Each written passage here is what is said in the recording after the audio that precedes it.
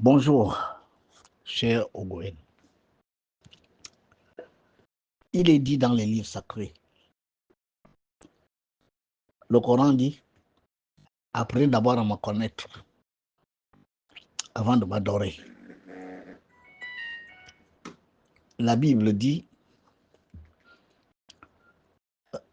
cherchez à vous connaître d'abord vous-même avant de connaître les cieux, c'est-à-dire les mondes célestes.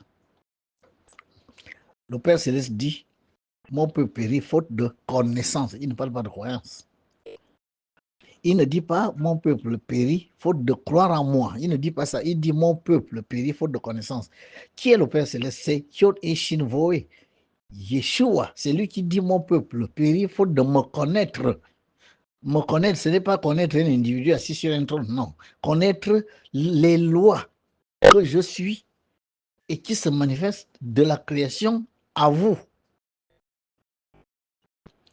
Yod, c'est l'électricité. L'électricité est partout dans le cosmos. Ce n'est pas un humain, l'électricité. Vous donnez quelle forme à l'électricité?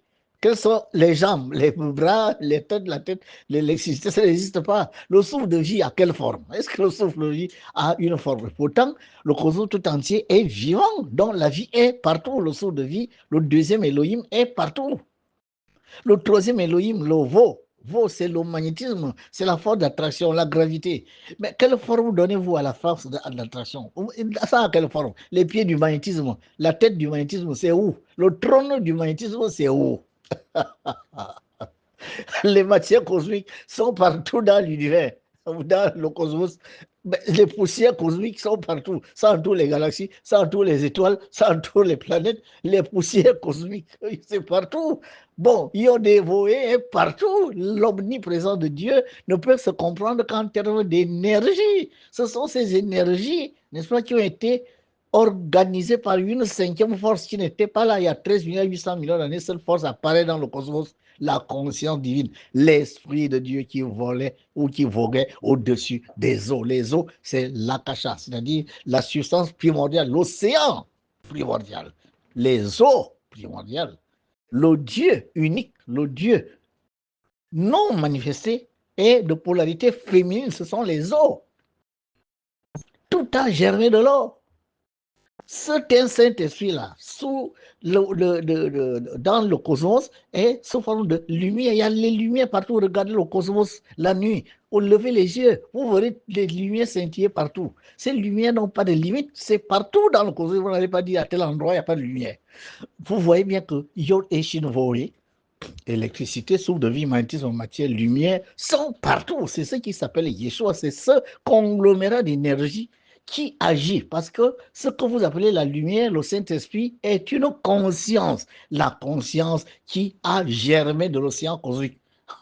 Et pourtant, le même qu'on a, je vous amène à la compréhension des choses extrêmement compliquées. L'omniprésence de Dieu ne peut pas être quelqu'un qui est assis sur un trône. Il ne peut plus être omniprésent, ce n'est pas possible. C'est contre les lois cosmiques que quelqu'un soit assis en un endroit et qu'il soit partout. Ce n'est pas possible. Les gens croient quand même à n'importe quoi. Est-ce que c'est vrai? Est-ce que vous pouvez être là en même temps à Libreville, aux États-Unis, en France, vous, avec un corps physique? Ce n'est pas possible. Si Dieu doit être omniprésent, il ne peut plus être condensé quelque part. C'est une énergie. Quand cette énergie nous crée, nous, qui sont aujourd'hui dans les corps physiques, parce que nous avons fait allégeance à une conscience rebelle qui est entrée en rébellion avec elle, la conscience qui nous a créés. Et désormais, nous devons passer par des cycles de réincarnation si nous voulons retrouver notre divinité que nous avons perdue. L'homme est une divinité en chute, à la limite qui est plongé dans les ténèbres, il ne sait plus qu'il est Dieu. Et c'est dans ces ténèbres-là que les uns assassinent les autres sacrifient les autres en étant en accord avec les démons. C'est eux-mêmes qui nous maintiennent dans les ténèbres, mais tout simplement parce qu'ils veulent conforter leur corps. Pour l'argent, les gens sont capables de manger la chair humaine, de massacrer les autres, de brutaliser les autres, de voir l'autre dans la misère, la pauvreté, en disant oui, comme tu n'es pas d'accord avec moi, ben écoute, tu mérites de mourir. Mais vous voyez que tout ça là, c'est pour le corps physique qui n'est qu'un déchet. Qu'est-ce que vous allez en faire? Dans 100 ans, vous ne l'aurez plus. Il n'y a rien à dire. Milliardaire ou pas, pauvre ou pas, grand type ou petit type, vous ne serez plus de ce monde dans 100 ans. Voilà. Le corps physique dont vous faites tout là, il ne servira à rien. Cherchez d'abord à ne plus revenir chercher votre divinité. Le 8, les deux cercles collés, vous êtes à l'image de Dieu. Les deux cercles, si vous les pliez par le point de contact, vous obtenez deux cercles parfaitement superposables. Ça veut dire la main droite et la main gauche. Essayez d'ajuster les deux, vous allez voir qu'elles sont parfaitement superposables. Nous sommes à l'image du Dieu créateur. Mais nous avons perdu cette réalité. Et parce que nourri par des religions, la croyance, vous croyez en quoi?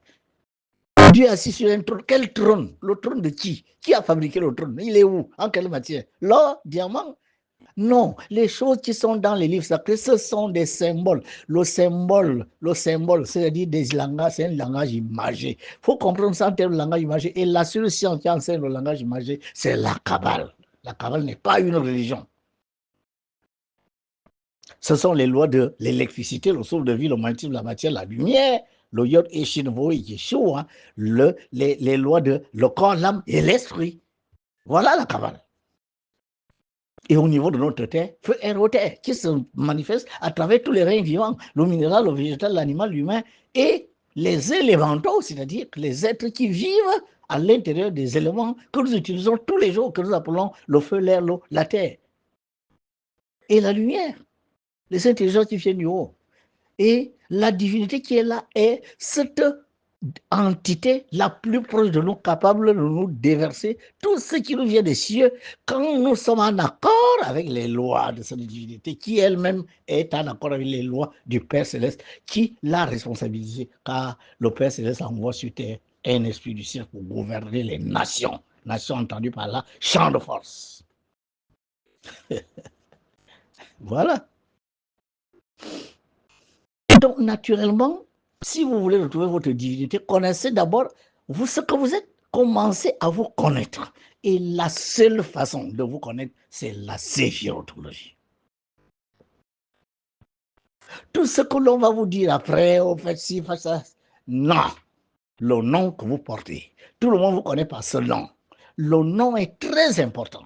Car voici ce que dit le Père Céleste. Je te protégerai parce que tu connais mon nom. Vous voyez que c'est très important. Quand Dieu dit je te protégerai parce que tu connais mon nom, Dieu, ces émanations sont les anges et les archanges qui gouvernent aux différentes sphères. Ces émanations qui gouvernent aux différents royaumes élémentaux, les souverains. Je te protégerai. Qui parle? Ce sont les souverains élémentaux. Qui parle? Ce sont les anges et les archanges qui gouvernent les différentes sphères. Parce que tu connais mon nom, parce que tu connais le nom que j'ai. Voilà pourquoi vous devez connaître quels sont vos anges gardiens. C'est la première chose à connaître parce que si vous ne les connaissez pas leur nom, mais le corollaire, c'est quoi? Je te protégerai parce que tu connais mon nom. Le corollaire, c'est que je ne te protégerai pas tant que tu ignoreras mon nom. Aucun ange gardien ne te protégera de façon optimale si tu ne sais même pas qu'il est là et tu ne sais pas comment il s'appelle et tu ne sais pas comment entrer en contact avec. Et quand les églises vous racontent que, oh, on ne doit pas contacter les anges, il suffit de dire au nom de Jésus, quand on ne doit pas contacter, machin, ils tiennent ça de quoi? De quelle loi cosmique? Alors, parce qu'ils sont nombreux à dire 2 plus 2 égale 5, pour vous, 2 plus 2 égale 5. Mais ceux pour qui il roule là, les religieux, les églises, le pape, les papes de cette église que vous appelez l'église catholique, ils ont maintenu l'humanité tout entière dans la fausse croyance que la terre était plate. Mais le fait que vous le dites, ce n'était pas vrai. Pourtant, ils ont dit que c'est Dieu qui leur a dit ça. Et chaque fois que quelqu'un, comme Copernic, comme Galilée, voulait leur dire, mais la terre n'est pas plate, c'était le bûcher.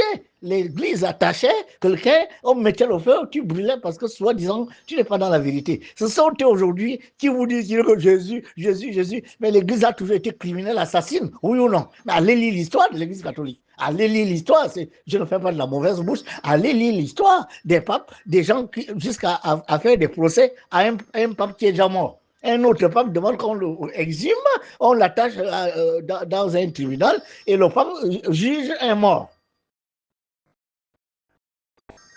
Vous n'avez jamais entendu parler de l'Inquisition. L'Inquisition, c'était quoi? Ils jetaient les fleurs aux gens, ou bien ils brûlaient vifs tous ceux qui n'étaient pas d'accord avec eux. Mais est-ce qu'on était obligé d'être d'accord avec eux dès l'instant que ce qu'ils disaient n'était pas forcément vrai?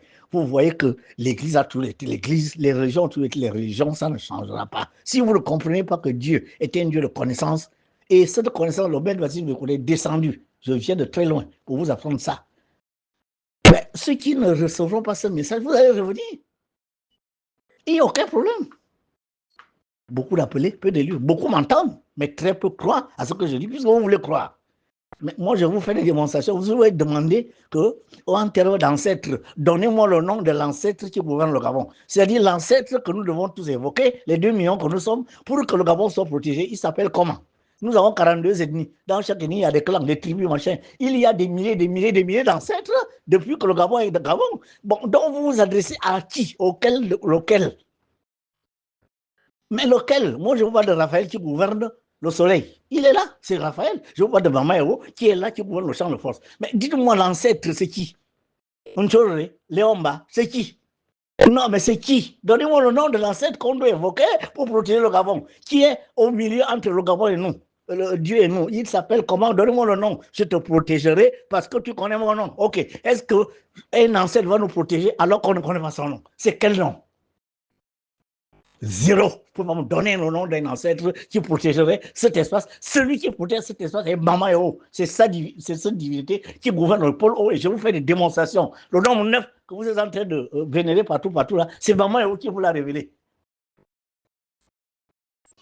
Ce que vous appelez le bouti, Mjobi, machin, c'est Mamaeo qui a initié tout ça. On vous demande de vous accorder à elle et vous tentez de vouloir la diaboliser dans ce que vous appelez les églises. Vous avez vu Moïse, vous avez vu Ézéchiel, Daniel, vous connaissez le Jourdain. Vous avez vu un ange bouger les eaux du Jourdain. Le même Nicolas vous dit, cette eau qui est là, dans le Goué, c'est l'eau sacrée de l'Afrique. Ça, par contre, vous ne voulez pas croire, parce que vous aimez la croyance. Malgré les démonstrations faites à base du langage commun à nous tous, le nombre ne trompe pas. Le triangle énergétique Guinée-Somalie, Afrique du Sud, les nombres parlent. La signature de Maman Eo est là, en clair. Vous pouvez faire les mêmes calculs. Mer Méditerranée, mer Rouge, océan Indien, océan Atlantique, vous retrouvez les codes de Mamaeo 6, 9. Et je vous ai fait des démonstrations. Tout ça ne peut pas être le hasard. Parce que pourquoi? Ici, il y a que le 6 et le 9 dans les nombres. Alors, donc, connaissez-vous vous-même. La séphirotologie vous donne le nom des archanges qui vous gouvernent. Quand vous êtes né, les maîtres de sagesse vous ont attribué 3 grands êtres. Un, à votre droite, l'archange séphirotique, c'est lui qui a les clés de votre destin. Si vous voulez aller au paradis, c'est lui votre Saint-Pierre. C'est lui qui a les clés du paradis. Ce sont des symboles. Le paradis, c'est réussir son destin. Ne plus revenir. L'archange qui est à votre droite est là pour vous permettre que vous ne reveniez pas, que vous accédiez au paradis. Paradis entendu par là, le haut astral.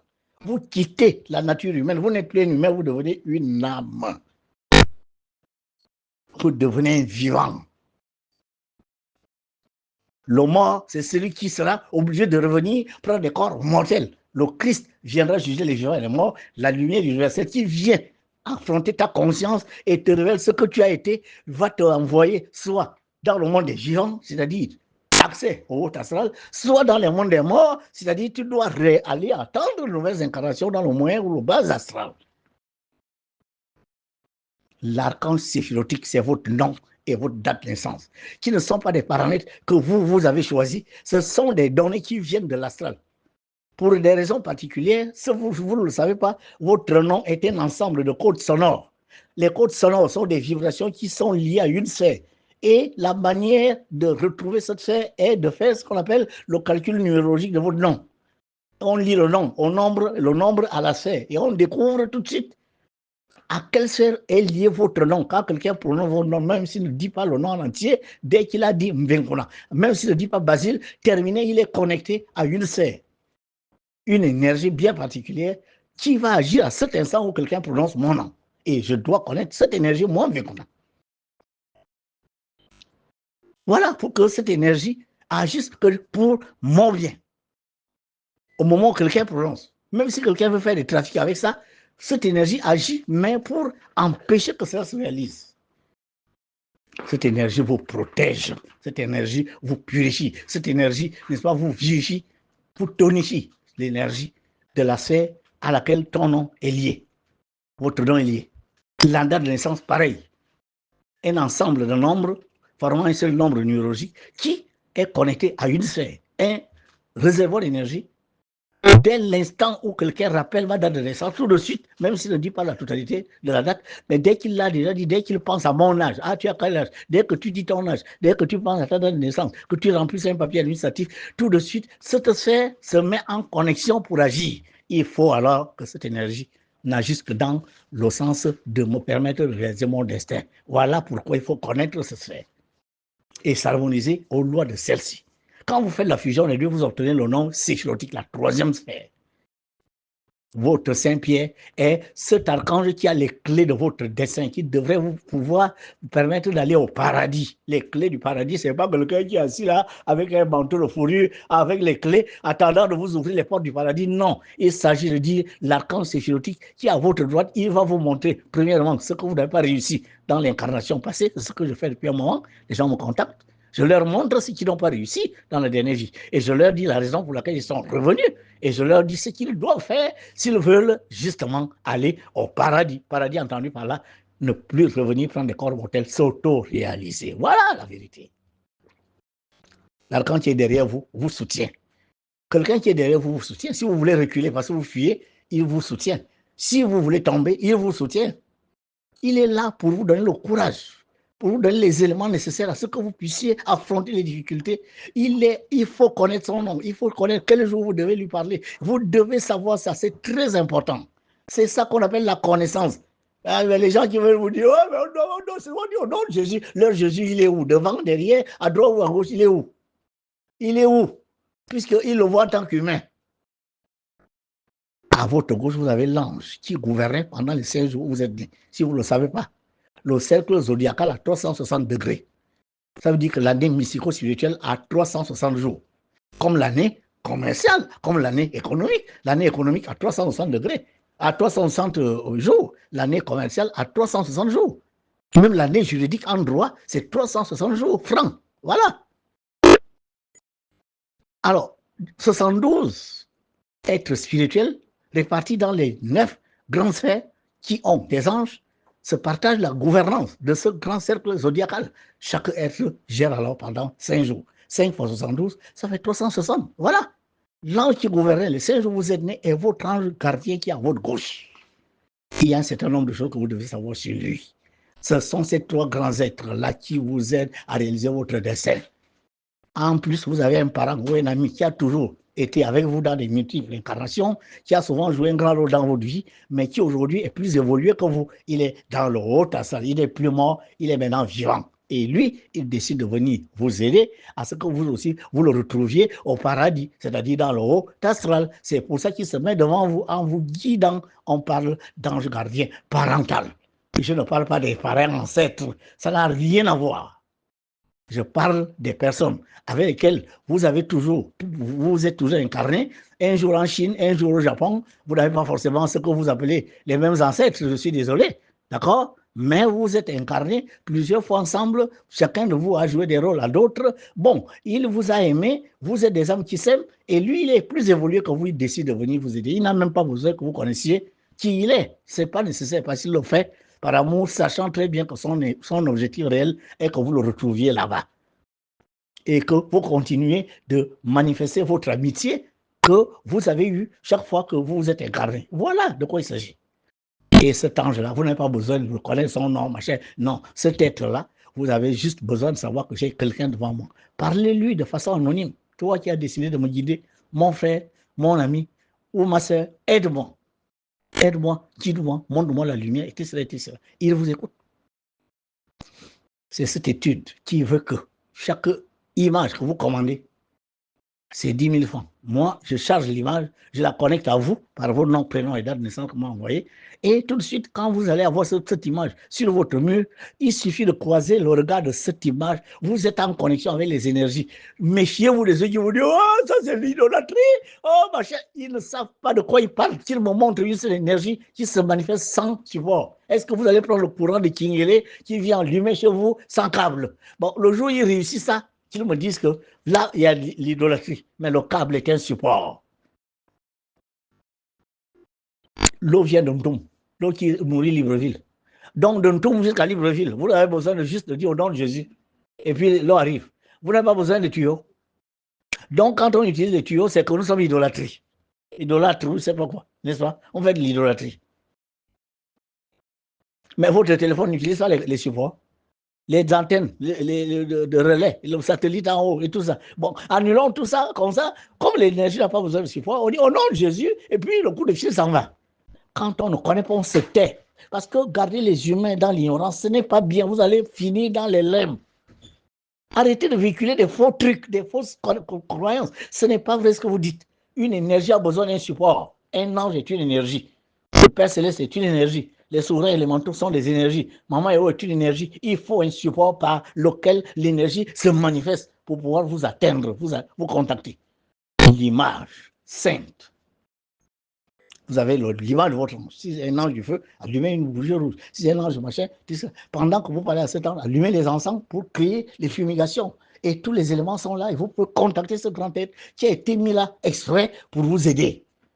Méfiez-vous des ignorants qui se passent pour des connaissants. Ils parlent des choses qu'ils ne connaissent pas. Parce que quand ils vont donner des quêtes d'offrandes au pasteur, en disant voilà, je viens donner à l'église de Dieu, à l'église du Seigneur. Donc, le Père Céleste qui a fabriqué Jupiter, la Terre, Vénus, a besoin que tu ailles donner des 10 000 francs à un pasteur en blouse. C'est lui qui va permettre à Dieu de construire l'église. Vous vous rendez compte? Vous réduisez Dieu à la dimension humaine. Vous pensez que le Père Céleste, l'énergie, l'électricité, souffle de vie, magnétisme, matière, lumière ont besoin d'un temple de pierre? Vous ne pouvez pas canaliser l'énergie de Dieu dehors? Est-ce que l'électricité a besoin d'un temple de pierre? Nous, les kabbalistes, nous intériorisons Dieu. Et Dieu et nous, nous sommes un à l'intérieur. Ça veut dire partout où je suis Dieu. Mes pouvoirs, les pouvoirs de l'homme qui a fait un avec Dieu, je les ai partout. Les énergies que je demande de venir viennent tout simplement booster ce qui est déjà à l'intérieur de moi. Quand Maman Eo entre dans le corps et la conscience du maître Basile Vekuna, elle trouve déjà que le maître Basile Vekuna est prêt à l'intérieur, que les énergies qui sont à l'intérieur sont suffisamment évoluées, élevées, qu'elle est capable de les utiliser pour réaliser le plan des divinités. Voilà ce qui se passe. Donc, commandez vos images. Vous envoyez le nom, le prénom, la date de naissance au maître Basile Vekuna. Vous m'envoyez 10 000 francs par image. Et je vous envoie les images. Chacun voit 3 grands êtres à droite, derrière, à gauche. Il faut connaître ces êtres-là. Parlez avec eux, communiez avec eux. Et vous allez vous sentir entouré. Dieu le Père Céleste est bon. Il ne peut pas vous laisser seul dans un monde de matière. Il nous a donné la possibilité de contacter ces puissances, ces énergies-là, mais à condition de les connaître. C'est 10 000 francs l'image. En 30 000, vous avez 3 images. Si vous voulez que je les encadre, c'est-à-dire, je sors, je bénis, je charge et j'encadre. Vous venez tout simplement chercher les images déjà encadrées. Aucun problème, vous envoyez 20 000 francs par image.